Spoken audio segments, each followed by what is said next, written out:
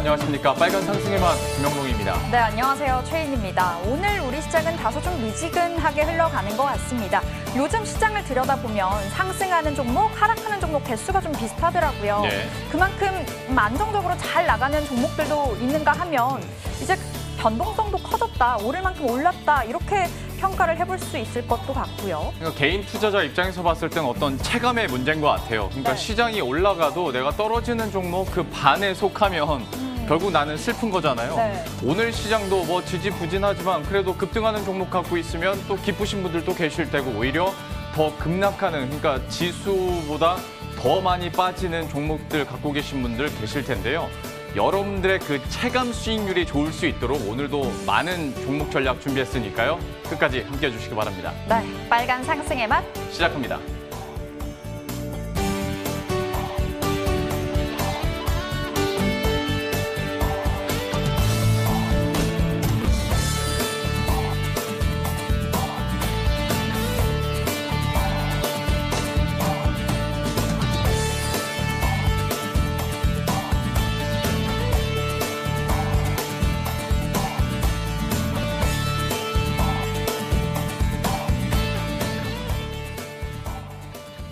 네, 양시장 체크해 보겠습니다. 현재 코스피는 2,402포인트 선을 가리키고 있습니다. 오늘 계속해서 2,400선을 기준으로 오락가락 엎치락뒤치락하는 흐름을 보여주고 있는데요. 현재는 보합권 등락을 이어가네요. 2,399포인트 가리키고 있고요. 외국인과 기관의 매수 들어와 주고 있습니다. 자, 코스닥 보겠습니다. 코스닥은 현재 보합권 등락 역시 이어가고 있습니다. 현재는 파란불 켜주고 있는 상황이고요.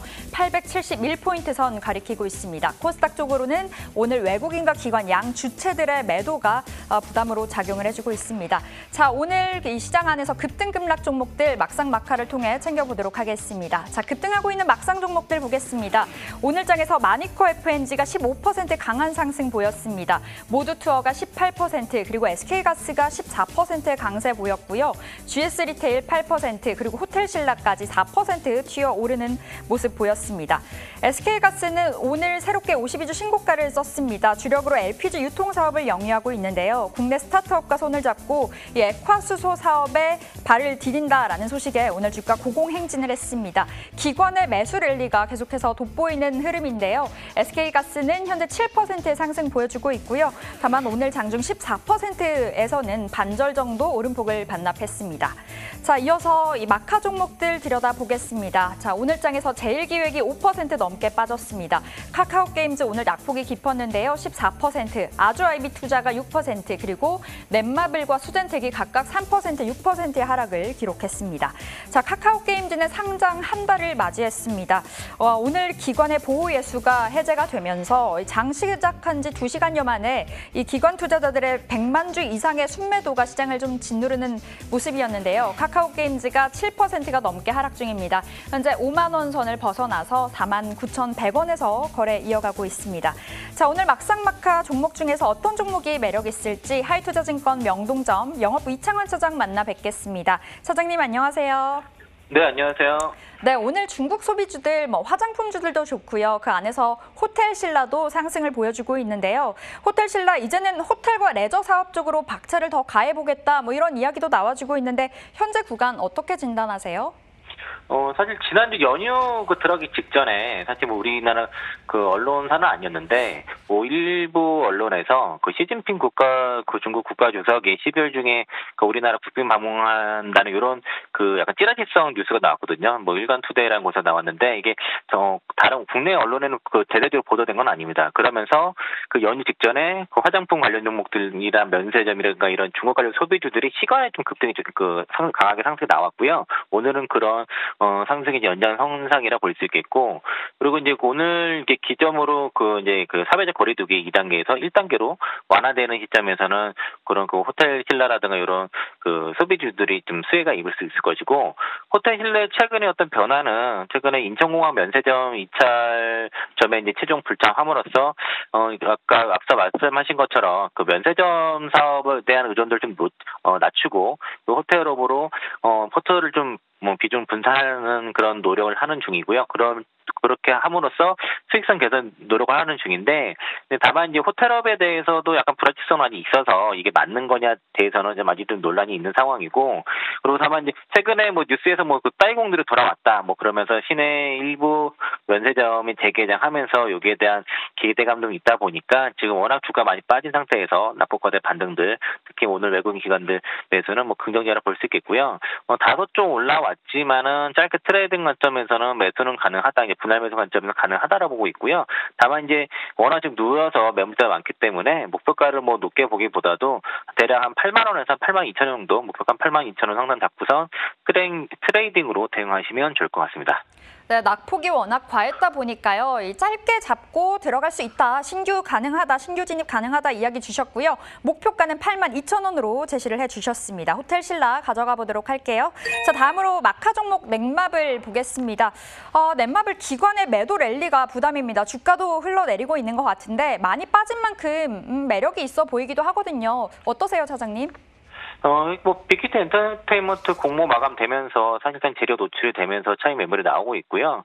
그리고 이제 그 빅히트 엔터에 대한 그 투자 지분에 대한 가치에 대해서 좀 불확실성 얘기가 좀 있거든요. 그러니까 빅히트 엔터가 좀 다소 고평가된 게 아닌가라는 얘기가 좀 있고, 4분기에 이제 세븐나이츠2가 출시가 될 예정이지만은 일단 3분기에는 신작이 좀 한 두 가지 정도 좀 제한적이라서 신작 모멘텀이 좀 떨어지는 구간이라 볼 수 있겠고요.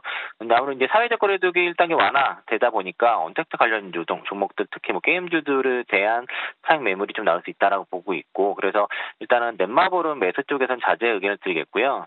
또 최근에 증권사 10월달에 나온 리포트를 봤을 때는 목표 주가가 13만에서 16만 7천 원 정도에 있는데 현재 주가가 15만 원대이기 때문에 특별히 그 가격 매력이 아직 있는 구간은 아니다라는 판단에서는 매수보다도 매수 자제. 일단은 뭐 수익 이신 분들은 차익을 하시고 손실이 이신 분들은 여기서 좀 더 반등 나올 때 외도에서 일단 나오자 말씀드리겠습니다. 네, 넷마블은 매수 자제 의견 주셨습니다. 일단 올랐을 때 조금씩 매도하는 쪽으로 대응을 해보도록 하겠습니다. 자, 그럼 차장님의 관심주가 궁금한데요. 어떤 종목이 있을까요? 경기 민감주에서 한번 갖고 왔는데요. 풍산 한번 말씀드리겠습니다. 지금 3분기 실적 시즌이 되다 보니까 3분기 실적 기대감이 있는 종목들 좀 봤을 때 방산주라든가 이런 구리 관련 종목들 실적 괜찮을 것 같고요.